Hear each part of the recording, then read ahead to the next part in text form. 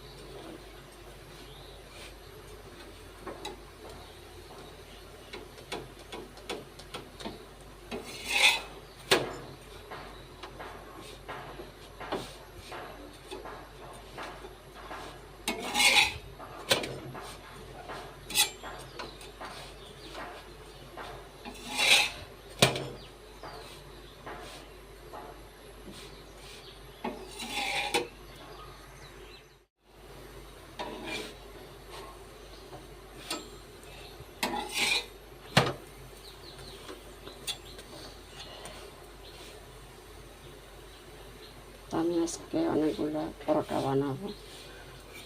প্রথমে নিজেদের নাস্তার জন্য, তারপরে ফ্রিজে রাখার জন্য।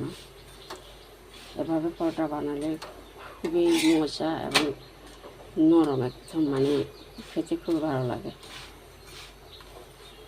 এটার ভিতরে আমি শুকনো উপকরণ মিক্স করছি, দুধ পাউডার, চিনি যা যা স্বাদ মতো আর কি। তো তারপর রান্নার তেল, সয়াবিন তেল দিচ্ছি, সাবানা রাখলাম।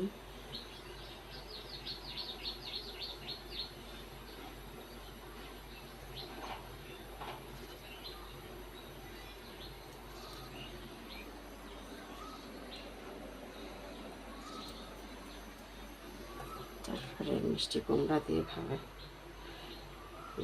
দিয়ে খাওয়া হবে আজকে।